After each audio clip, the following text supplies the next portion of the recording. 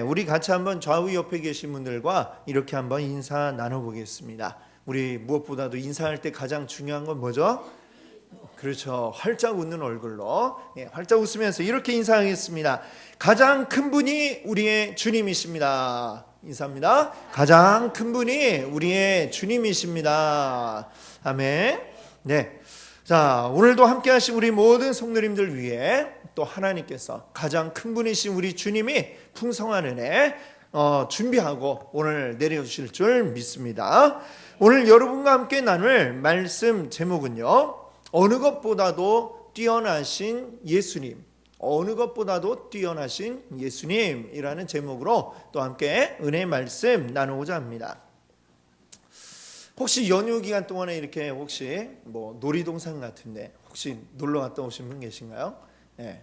오늘은 안 계신가요? 네. 간혹 이제 가는 경우들이 있죠.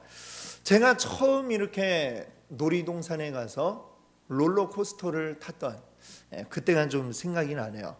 제가 고3 때였는데 저희 학교에서 이제 졸업 앨범 사진을 학교가 아니라 밖에서 찍었습니다. 그때 잠실에 있는 올림픽 공원에서 졸업 사진을 찍었어요. 사진이 이제 금방 찍고 나서 그 다음에 이제 자유 시간이었죠. 그러니까 잠실에 가면 유명한 놀이동산이 있잖아요, 그렇죠? L로 시작하는 놀이동산이 있는데, 그래갖고 그때 친구들이 이제 같이 그 놀이동산에 가게 되었습니다. 무슨 월드죠? 거기 갔는데 이제 저는 사실은 그 전까지 우리 소풍을 가도 저희 때는 놀이동산에 별로 간 일이 없었거든요. 그래가지고 이렇게 그런 롤러코스터를 타본 적이 없었어요. 고3 때 처음 타봤습니다. 타봤는데 두근두근 하는 마음으로 딱 탔죠. 올라탔는데 정말 경험하지 못한 울렁거림을 경험하게 되었습니다. 막 정신도 하나도 없고, 우와, 속도 약간 울렁거리는 것 같고, 내렸더니 아찔하더라고요. 그런데 옆에 친구가 야, 우리 한 번 더 타자 막 이러는 거예요. 그래가지고 난 못하겠어, 너 혼자 타고 와 이러고 그 친구 탈 동안 저는 좀 속을 진정시키면서 옆에서 기다리고 있었습니다. 제가 지금은 잘 타는데 그때는 좀 처음이라 그랬던 것 같아요. 자, 근데 그걸 이제 친구가 타고 와가지고 또 다른 거 이제 타러 돌아다니다가 이제 어디를 가게 됐냐 하면, 이제 오늘날로 이렇게 표현한다면 가상 롤러코스터죠. 진짜 롤러코스터가 아니라 의자만 좀 이렇게 앞뒤로 살짝 옆으로 이렇게 움직이고 앞에는 큰 화면이 있어가지고 마치 롤러코스터처럼 막 화면이 펼쳐지는 그런 것이었는데, 그것도 이렇게 타게 되었습니다.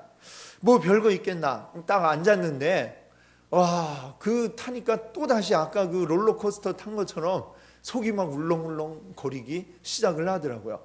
그래갖고 막 으악 소리를 지르면서 있다가 그 몰입감에 이제 막 진짜 롤러코스터 탄 것 같은 기분이 막 느껴지는데, 순간 저희 머리에 이런 생각이 딱 드는 거예요. 이거 진짜가 아니지?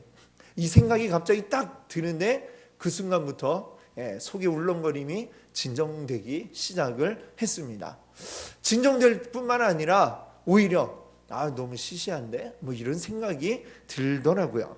그래갖고 막 의자는 열심히 앞으로 뒤로 옆으로 막 흔들흔들하면서 또 앞에 화면은 막 위로 갔다 내려왔다 하지만 그래도 저는 그 안에서 괜찮더라라는 것입니다. 그래서 무사히 그 놀이기구 울렁거리지 않고 나올 수가 있었습니다.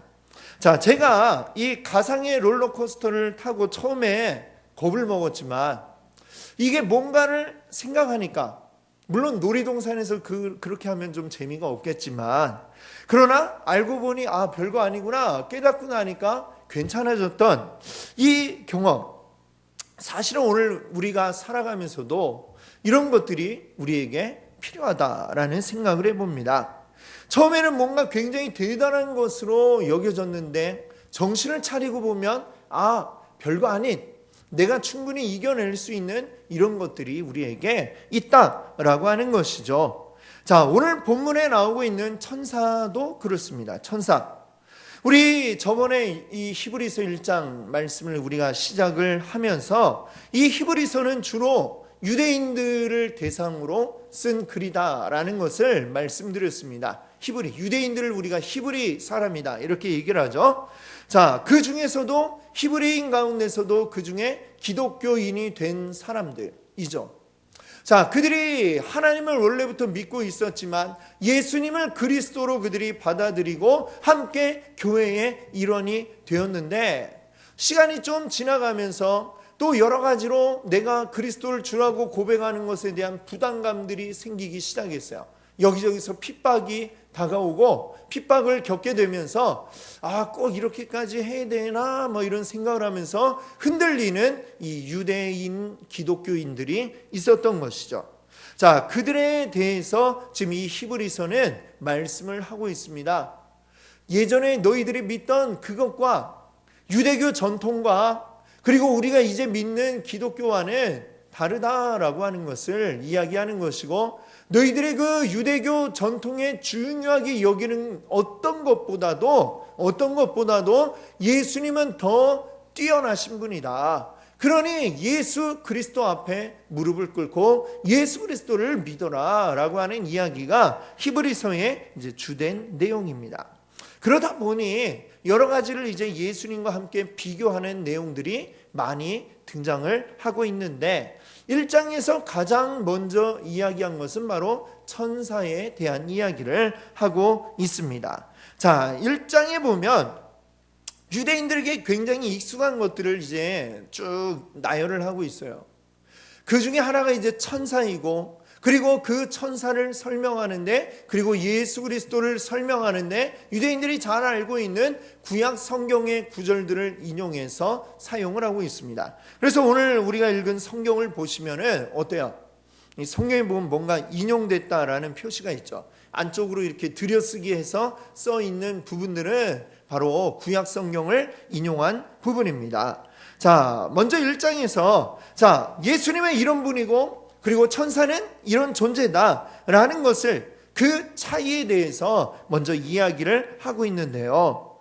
히브리서가 이야기하고 있는 천사와 예수님의 차이점, 첫 번째는 뭐냐? 천사는 아들이 아니다 라고 하는 것입니다. 자, 5절 말씀 우리 한번 같이 읽어볼까요? 5절을 같이 한번 읽겠습니다. 하나님께서 어느 때에 천사 중 누구에게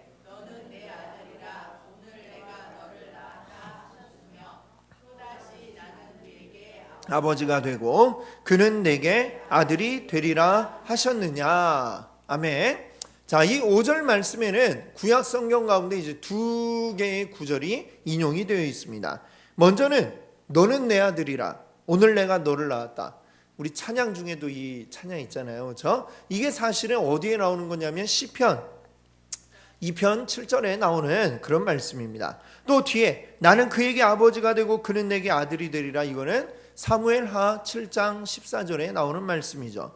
자, 구약 성경이 잘 아는 말씀들을 가지고 얘기하는데, 여기에 보니까 예수님을 구약 성경이 뭐라고 얘기하냐면 그는 내 아들이라, 너는 내 아들이라, 아들이라고 하나님이 부르고 계시다라고 하는 것이죠. 그러면서 하는 말이, 그러면 당신들이 그렇게 귀하게 여기는 존재인 천사, 천사에게는 성경 어디에 아들이라고 표현한 부분이 있습니까? 라고 이렇게 묻고 있는 것입니다. 성경은 예수 그리스도에 대해서는 아들이라고 이렇게 콕 집어서 설명하고 있지만 천사에게 대해서는 그런 표현이 없다라고 하는 것입니다. 하나님에게 아들이 귀합니까? 그럼 천사가 귀하겠습니까? 뭐가 더 귀한 거죠? 아들이 더 귀하죠. 그래서 예수 그리스도가 더 뛰어난 분이다 라고 이렇게 설명을 하고 있습니다. 또 두 번째로 천사와 또 예수님의 차이에 대해서 이야기하는 것은, 천사는 경배받을 존재가 아니라 오히려 경배를 해야 되는 그러한 존재다라는 이야기를 하고 있는 것이죠. 자, 6절 말씀을 한번 우리 또 같이 읽어볼까요? 같이 함께 읽습니다. 또 그가 맏아들을 이끌어 세상에 다시 들어오게 하실 때에 하나님의 모든 천사들은 그에게 경배할지어다 말씀하시며. 아멘. 여기 보니까 그가 맏아들, 맏아들이 누구예요? 바로 예수 그리스도죠. 예수님을 이 세상 가운데 보내실 때에 하나님의 모든 천사들은 어떻게 된다고요? 그에게 경배해야 된다라고 하는 신명기 32장 43절 말씀을 인용을 하여서 설명하고 있습니다.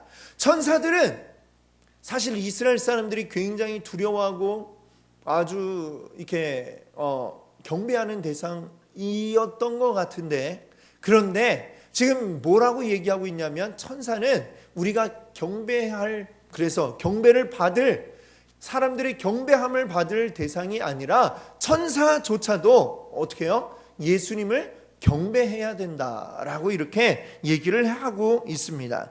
그럼 경배하는 자와 경배를 받는 자, 누가 더 뛰어난 존재입니까?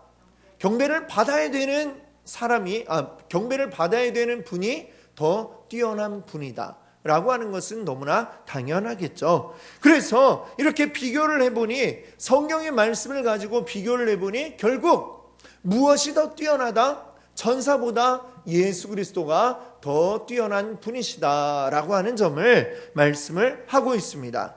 자, 그러면 계속해서 예수님과 비교해 보니 천사는 예수님보다는 좀 덜한 그런 존재로 이렇게 판단이 되어지는데, 그렇다면 천사는 과연 어떤 존재이길래 오늘 이 히브리서 말씀은 예수님과 천사를 비교까지 하고 있느냐? 천사는 과연 어떤 존재일까요? 자, 성경에 천사에 대해서 이야기하고 있는 부분들이 있는데 오늘 본문도 천사가 어떤 존재인지를 이야기합니다. 자, 그것을 통해 생각해 보니 천사는 어떤 존재냐? 첫 번째로 천사는 하나님의 일꾼이다, 이렇게 이야기할 수 있습니다. 7절 말씀을 한번 볼까요? 또 천사들에 관하여는 그는 그의 천사들을 바람으로 그의 사역자들을 불꽃으로 삼으시느니라 하였으되. 아멘. 그렇습니다. 이 말씀도 역시 시편 104편에서 이제 인용이 되어 있는 말씀인데요. 하나님께서 그의 천사들을 바람으로 삼으신다. 이 말씀은 하나님께서 천사들을 이렇게도 부리시고 저렇게도 부리시고 바람처럼도 사용하시고 또 다른 여러 가지 모양으로도 사용을 하신다라는 말씀입니다. 하나님이 천사들을 이 모양 저 모양으로 필요한 곳에 적재적소에 활용을 하시고 사용을 하시는 존재가 천사다. 그래서 천사들은 누구냐? 바로 하나님의 일꾼으로 일하는 자들이다 라고 이렇게 말씀하고 있습니다. 자, 오늘 본문에 보니까 또 천사에 대해서 이렇게도 설명하고 있어요. 14절을 한번 볼까요? 모든 천사들은 섬기는 영으로서 구원받을 상속자들을 위하여 섬기라고 보내심이 아니냐. 자, 여기서 이야기하는 것은 뭐냐? 천사는 하나님의 백성을 돕기 위해서, 그리고 섬기기 위해서 존재하는 영이다, 영적 존재다 라고 이렇게 이야기하고 있는 것입니다. 자, 구원받을 상속자들, 이게 누굽니까? 바로 하나님의 백성들을 이야기하는 것이죠. 하나님의 백성들이 살아갈 때에 그들을 돕기 위하여 하나님이 천사들을 사용하신다라는 것이죠. 자, 그 예가 창세기 28장에 보면 야곱이 형 에서의 위협을 피해서 도망갈 때 이야기가 나옵니다. 도망가다가 베델이라는 곳에 이르러가지고 몸이 너무 피곤하고 지쳐가지고 길바닥에 그냥 쓰러져가지고 잠을 자고 있었죠.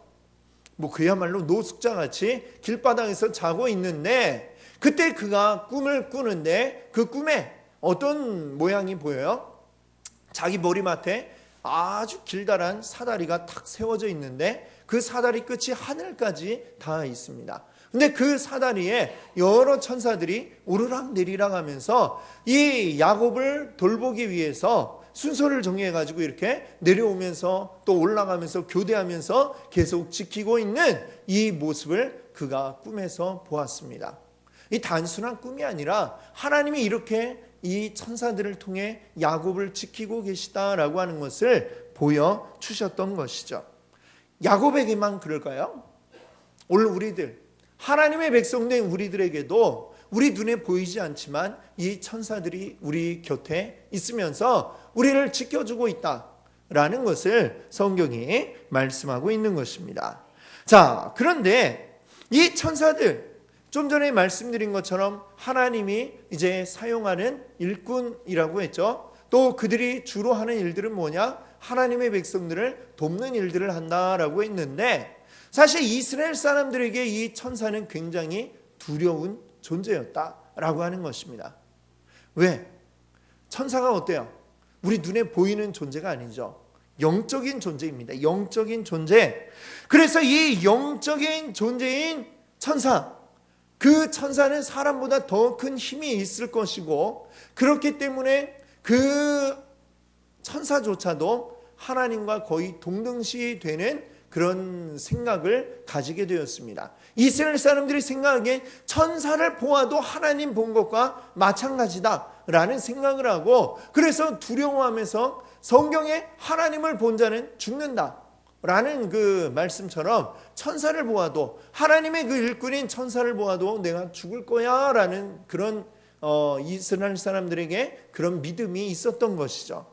그래서 사사기에 보면 삼손 아시죠? 삼손, 아주 힘이 셌던 그 사사가 삼손인데, 이 삼손의 부모가 나옵니다.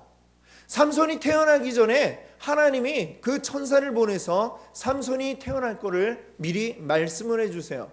그리고 그 아이를 어떻게 키워야 될지에 대해서도 말씀을 해주십니다. 자, 이 부모가 함께 일을 하고 있었어요. 밭에 나가서 농사 일을 하고 있는데 이 천사가 딱 나타나가지고 아이를 낳게 될 거야. 그때 이미 이 두 부모는 나이가 많아서 아이를 낳기에는 좀 늦은 그런 나이였죠. 그런데 나타나서 아이를 낳게 될 거다. 그 아이는 힘이 셀 건데 그 아이를 키울 때는 포도를 먹이면 안 되고, 그리고 머리를 자르면 안 된다. 이런 얘기를 합니다. 그게 뭐냐면 이스라엘의 나시린이라고 하는 규정이 있어요. 하나님 앞에 특별히 자기가 기간을 정했고 이 기간 동안 나는 하나님만 위해서 살겠습니다, 이렇게 서원할 때에 그는 이제 나시린이 되어가지고, 나시린이 그 기간 동안 하면 안 되는 게 머리를 자르지 않고 머리카락을 자르지 않는 거죠.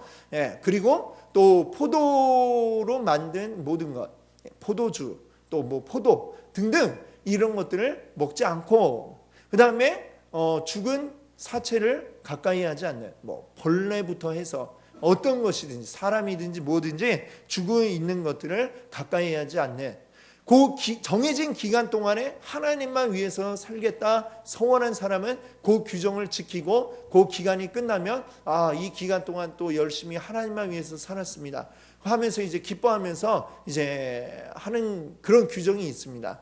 근데 하나님은 뭐냐면 이 삼손을 일평생 나시린으로 그렇게 살도록 하신 거죠.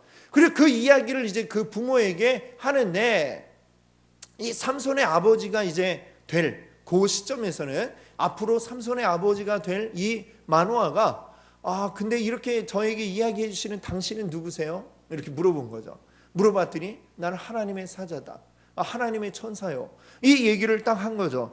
그랬더니 그 순간 그는 어떤 반응을 보였느냐? 사사기 13장 22절을 한번 보세요. 같이 한번 읽어볼까요? 그의 아내에게 이르되 우리가 하나님을 보았으니 반드시 죽으리로다. 하나님의 사자 천사만 봐도 우리는 이 하나님 본 거나 다름없어, 이제 우린 죽었어, 이 얘기를 하는 거예요. 그 천사가 와가지고 뭐라고 얘기했어요? 죽는다는 얘기했어요? 아니죠. 오히려 아들을 낳을 거다, 그 아들을 잘 키워라, 이 얘기했는데, 이 아들을 낳으려면 살아 있어야 되는데 그 얘기는 다 그냥 다 흘려버리고 우린 이제 죽었어, 이제 어떡하지, 이 얘기를 하고 있을 정도였던 것이죠. 자,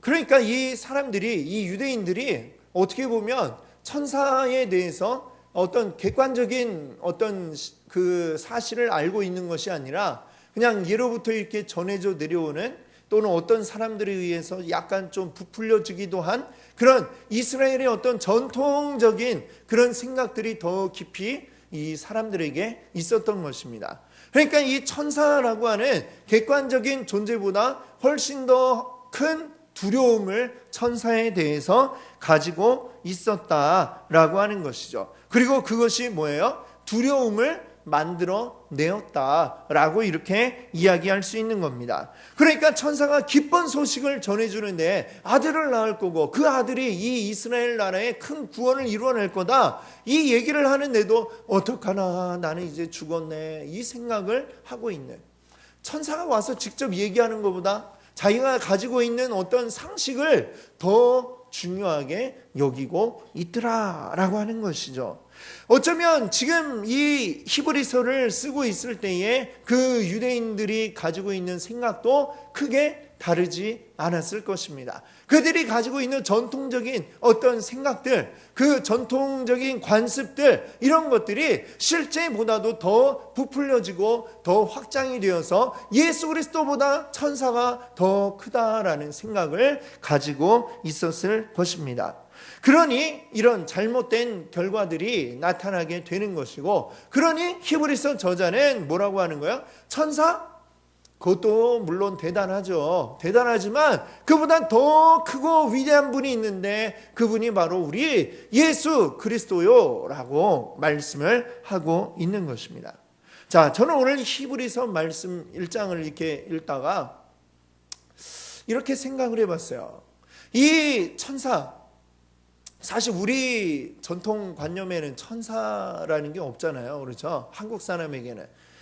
그래서 그럼 이걸 좀 우리에게 맞게 바꿔볼 수 있다면 뭐가 있을까라는 생각을 해봤어요. 이 어떤 두려움을, 우리에게 막연한 두려움을 주고 있는 어떤 존재, 뭐가 있을까 생각해 보니까 귀신이 아닐까? 이런 생각을 해봤습니다. 여러분 어떠세요? 물론 귀신이라고 하는 것은 뭐 하나님과 전혀 관계없는 것입니다만, 많은 사람들이 어떤 이 귀신이라고 하는 존재, 그 자체에 대한 어떤 두려움들을 많이들 가지고 계시잖아요. 그렇죠? 우리 크리스찬이라고 해서 또 크게 다르지 않은 것 같아요. 뭐 귀신 이런 거 나타나면 어떡하나, 밤에 집에 혼자 있으면 약간 밤에 무섭기도 하고 이런 것들이 있잖아요. 그렇죠? 뭐 크리스찬뿐만이 아니라 사실은 이 모든 사람들이 보면 어떤 이 귀신이라고 하는 존재에 대해서 자주 이야기를 합니다. 또 귀신 이야기 좋아하면서도 한편으론 안 만났으면 좋겠다 이런 생각을 하기도 하고요. 어떤 사람들이 이런 얘기도 하더라고요. 자유로, 아시죠? 저 파주 이렇게 가는 자유로 달리다가 어느 날 차 뒤에 귀신이 막 쫓아오고 있었다, 뭐 이런 얘기도 아마 여러분들 들으신 적이 있으실 거예요. 뭐 또 그뿐만 아니라 뭐 사진을 찍었는데 뭐 귀신이 옆에 같이 찍혀 있다든지 뭐 이런 이야기들, 진짜인지 아닌지 확인된 바 없지만 그런 얘기들을 많이 합니다. 자, 여기에 더해서 우리 옛날부터 내려오는 많은 귀신들 이야기 있죠. 뭐 처녀 귀신, 뭐 총각 귀신, 몽달 귀신 뭐 등등 여러 가지 귀신들 이야기가 많이 있어서 우리 크리스찬들도 하나님 믿고 있습니다. 그렇지만 그럼에도 불구하고 알게 모르게 마음 한구석에 귀신에 대한 두려운 마음들을 가지고 계신 분도 있을 것 같아요. 우리가 혼자 밤길을 걸을 때 어두운 밤길 걷다 보면 귀신 나오겠다 막 이런 얘기도 하고 그러잖아요. 그렇죠?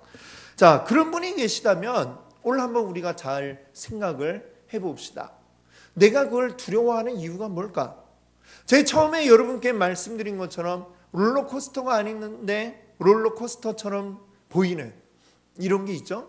근데 그거를 그냥 거기에 몰입돼가지고 막 타고 있으면 진짜 롤러코스터 타는 것처럼 실제가 아닌데도 불구하고 울렁거림이 막 생겨날 수 있어요. 정신을 근데 바짝 차리고 보면 그래, 이거는 아니지. 저 앞에 화면은 지금 스크린이고 나는 지금 그냥 의자에 앉아 있어. 이 생각을 하고 나면 하나도 두려울 것이 없는 것입니다. 자, 우리가 생각하는 어떤 우리나라적 현실에서 굉장히 두려워하고 어떤 두려움을 느끼고 있는 그런 존재, 귀신, 이런 것도 말하자면 일종의 우리에게 착시를 일으키는 존재들이다라고 할 수 있을 것입니다. 귀신이라고 하는 게 뭔가요? 우리나라의 전통적인 어떤 귀신이라고 이야기하는 것, 그 어떻게 해서 생겨나는 거죠? 사람이 죽었는데 그 영혼이 가야 할 곳을 가지 못하고, 그렇죠?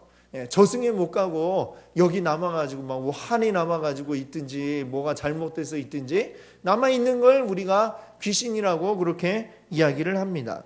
그런데 우리가 성경에 뭐라고 이야기를 하고 있냐면, 성경에 이야기하는 바에 따르면 우리나라에 전통적으로 이렇게 이야기되고 있는 그런 귀신은 존재하지 않는다라고 이렇게 성경은 말씀합니다. 왜? 사람이 죽으면 어떻게 되느냐? 성경이 이야기하고 있는 바를 제가 여러분께 말씀드리면 그래요. 반드시 모든 영혼은 이제 육신과 분리가 되겠죠. 사람이 죽으면. 그리고 그 영혼은 어디로 가느냐? 하나님의 백성된 자들의 영혼은 낙원으로, 그리고 하나님 백성이 아닌 자들의 영혼은 음부로 간다라고 이렇게 성경은 이야기를 합니다. 그 낙원과 음부는 뭐냐면, 말하자면 일종의 임시 거주 장소라고 할 수가 있을 것 같아요. 언제까지 거기에 있어야 되느냐? 우리 예수 그리스도께서 다시 오실 때에, 그때는 이제 영원히 있을 장소가 결정이 되는 거죠. 그때에. 물론 그 전에 거의 다 확정은 되어 있습니다. 거의가 아니라 확정이 되어 있죠. 예수 그리스도께서 다시 오실 때 마지막 그 심판의 결과에 따라서 이제 완전하게 영원히 있을 곳으로, 천국과 지옥으로 이제 영원히 이별을 하게 될 것입니다. 그렇게 얘기를 합니다. 그냥 뭐 죽었는데 영원히 갈 곳을 못 찾아가지고 헤매는 이런 일들은 벌어지지 않는다라고 얘기를 하는 거죠. 그런데 근데도 불구하고 세상 가운데 우리가 귀신처럼 보이는 것들이 있죠. 있나요? 네. 어떻게 생각하세요? 귀신이 있나요, 없나요? 네. 귀신처럼 보이는 것들이 또 존재하기도 해요. 옛날에 제가 들으니까 뭐 우리 명절 때 이제 뭐 차례를 드리는데, 옛날에 어느 집사님이 저한테 얘기를 하시더라고요. 그분이 믿기 전에 이제 제사를 드릴 때 이제 그 밥을 이렇게 올려놓고 하잖아요. 그리고 제사 드리고 나면, 저는 정확히 잘 모르겠습니다. 제사를 안 들어봐서 모르겠는데, 제사 드리고 나서 이제 귀신들, 조상님들이 밥 드시라고 이렇게 방을 비워두죠. 예, 맞죠? 예, 아무도 모르세요? 예, 그렇게 하잖아요. 그렇죠? 거기 방을 비워두고 사람들은 빠져나와요. 그러고 나서 이제 갔는데 보니까 밥 위에 뭐 이렇게 새 발자국 같은 게 막 찍혀 있고 뭐 이런 걸 봤다고 하더라고요. 예, 그런 일들이 생겨요. 누가 와서 찍어 놓은 건 아니겠죠, 사람이. 예, 그럼 그건 뭘까요? 우리가 말하는 이제 귀신, 성경이 말하는 귀신은 우리나라 전통에 이야기하는 그 귀신하고는 좀 차이가 있다라는 걸 아셔야 돼요. 그럼 사람이 죽어서 이 세상에 있을 수가 없는데, 그럼 우리가 말하는 귀신, 성경에 나오는 귀신, 예수님이 귀신을 쫓아내셨다 할 때 그 귀신들은 그럼 뭘까요? 그럼 뭐냐면 사탄의 졸개들이다. 예, 이렇게 얘기할 수 있죠. 사탄, 성경이 얘기하는 사탄, 그 모든 악한 것들의 우두머리 이 사탄은 뭐예요? 하나님을 대적한 천사, 예, 루시퍼라고도 부르고, 그것이 이제 사탄이겠죠. 그리고 거기에 동조해서 함께 하나님을 배역하였던 그 영적 존재들이 뭐냐면 그 기타 등등에 해당하는 여러 귀신들이다라고 이렇게 얘기할 수 있습니다.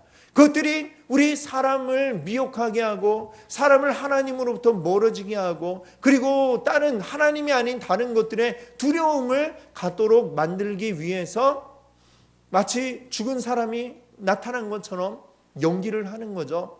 그럼 무당이 막 구슬하다가 그러면 막 딱 신들리잖아요. 그러면 죽은 사람이 탁 들어왔다고 그래요. 그리고 그 사람만 알고 있는 그 뭔가에 대해서 또 막 이야기를 하죠. 와, 그러니까 사람들은 믿죠. 야, 죽은 사람 영혼이 왔구나. 이 무당에게 왔구나. 근데 실상은 어떠하냐? 우리 성경에도 보면 사무엘서에도 보면 그 이야기가 나와요. 사울 왕이 어떻게 하냐면 무당을 찾아가요.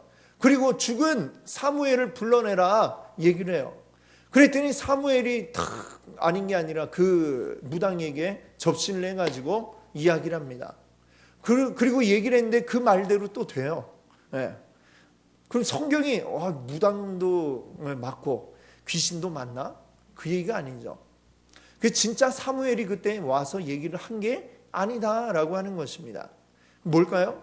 귀신들의 장난, 즉 사탄이 사람들을 미혹하게 하는 것입니다. 마치 진짜인 것처럼 그 사무엘만이 이야기해 줄 수 있는 그것들을 똑같이 얘기를 해주는 거죠. 근데 이 사탄이라고 하는 것도, 이 귀신이라고 하는 것들도 역시 마찬가지로 영적 존재예요. 우리보다는 더 많은 것을 알고 있는 존재들입니다. 그러니까 뭔가 우리가 알지 못하는 것들에 대해서 이야기해 줄 수는 있죠. 그러나 그렇다고 해서 그게 진짜냐? 그리고 그게 힘이 있느냐? 우리를 살리느냐? 그렇지 않습니다. 귀신이 하는 일들은 뭐예요? 우리를 죽이고 우리를 하나님으로부터 멀어지게 하고 영원한 멸망 가운데 빠뜨리기 위해서 그런 일들을 하고 있다라고 하는 것이죠.